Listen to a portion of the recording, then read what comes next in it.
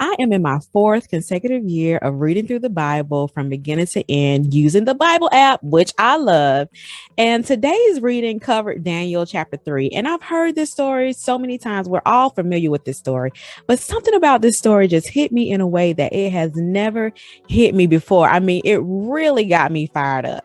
And it's the story of Shadrach, Meshach, and Abednego. It's a familiar story where we know King Nebuchadnezzar, he builds this huge golden image and he commands everybody to, at a certain time of day, whenever they hear the horn blown, to bow down, stop what they're doing, and bow down and worship his image that he set up. And Shadrach, Meshach, and Abednego, they were not doing that.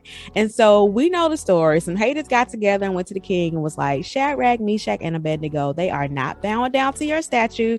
You need to do something about it. And so they're summoned to the king about this matter. And these men, let me tell you what they tell the king. I want that kind of, first of all, boldness that they had. And I want that Shadrach, Meshach, and Abednego faith that they used to say to the king that they were not going to bow down to his image. Let me just read exactly what they said. This is the New International Version. Shadrach, Meshach, and Abednego replied to the king, King Nebuchadnezzar, we do not need to defend ourselves before you in this matter. If we are thrown into the blazing furnace, the God we serve is able to deliver us from it, and he will deliver us from your majesty's hand. But even if he does not, we want you to know, your majesty, that we will not serve your gods or worship the image of gold you have set up. I mean, wow. They straight up said that, even knowing that by not bowing down to that God, that was going to send them to the fiery furnace.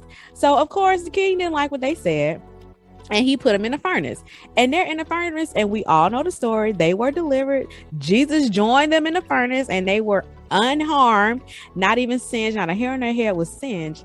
And the king pulled them out of the furnace. And so the king says, praise be to the God of Shadrach, Meshach, and Abednego, who has sent his angel and rescued his servants. They trusted in him and defied the king's commands and were willing to give up their lives rather than serve or worship any God except their own. Therefore, I decree that the people of any nation or language who say anything against the God of Shadrach, Meshach, and Abednego be cut into pieces and their houses be turned into piles of rubble.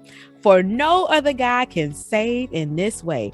When I tell you, I was just inspired to just faith rose up within me. And even hearing that this morning, to just have this fireproof faith in God that he will do all that he has promised that he will do in and through me, all of the promises that he has spoken over me that are in his word, just believing that I will see the goodness of the Lord in the land of the living, and believing that there is no good thing that he will withhold from me, and believing that he will bless what I put my hands to do. I mean, that faith just rose up within me, and I had to share this story. And I hope that we are all inspired to have fireproof faith in our God, who is able to do exceedingly abundantly above all that we can ask or think, who is a promise keeper and who will keep us. I pray that our faith is just taken to a whole nother level, a level of fireproof faith that we actually put to work